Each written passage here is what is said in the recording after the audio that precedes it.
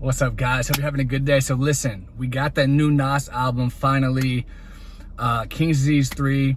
I actually talked about this on my channel almost a year ago because they had actually been teasing it ever since they released Magic last year. So we knew it was coming for a while, but it is finally here.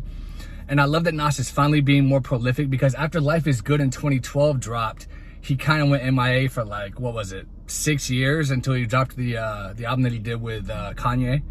But anyway, in this video, I'm gonna talk a little bit about it, and then I'm gonna give my sales prediction at the end on what I think it's gonna sell in the first week.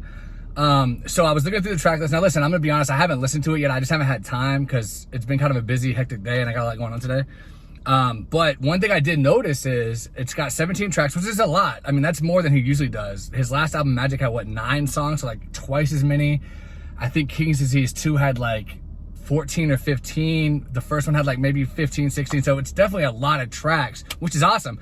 But then also I saw that he had no features, unless there was like hidden features on there that he didn't advertise, kind of like what Travis Scott did with Astroworld.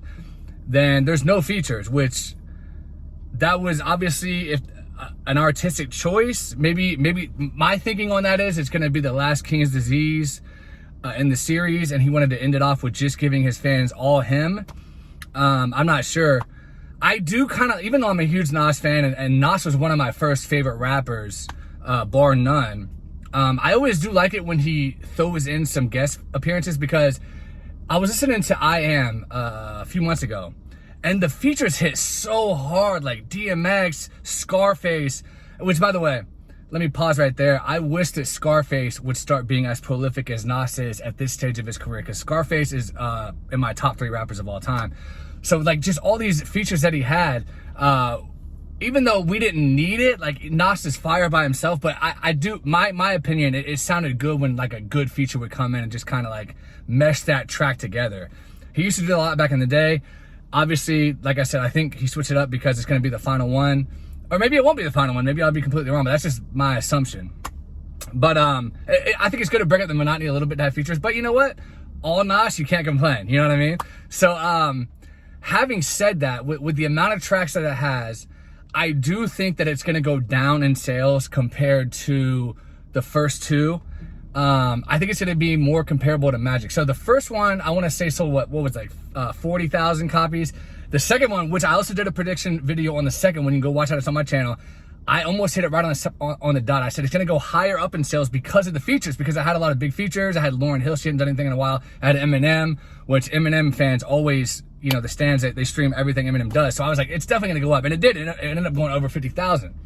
Then obviously, and I did another prediction video. I've done a lot of Nas videos. I did another prediction on the Magic one, and I said that one was going to go down. Even though it had like 2 features, A$AP Rocky and somebody else, I was like, only 9 songs to stream, and it came out right around Christmas time. I'm like, it's not going to do as well. It still did decent. I think it sold like, what, 25, almost 30,000 copies. So having said that, comparing that to all of his sales in the last 3 albums, I think it's going to be closer to Magic than the first 2 King's Disease. I think it might do a little bit better than Magic, for the simple fact that it has almost twice as many songs to stream. So honestly, my prediction, guys, and also listen to this. If you look back at what are those albums? I forgot the name, where he does like a compilation of all the songs he never released. Lost Files, I think it's called, or something like that. The first one did really well. The second one, which was his last release on Def Jam, only sold like 25K. So Nas can be hit or miss in the sales department. I do think this is gonna outsell Magic and Lost Files 2, or whatever it was. I could be saying the name wrong, but I think this one's gonna do about 30 to 35, maybe 40K at the very tip top. But I really do think it's gonna be closer to like 30 to 35. But let me know what you guys think. Is my prediction way off base? Do you think it's gonna sell more? Give me your reasons why in the comments. Give me a like if you don't mind, and subscribe to me if you've never been here before. Appreciate you guys watching. Have a good day.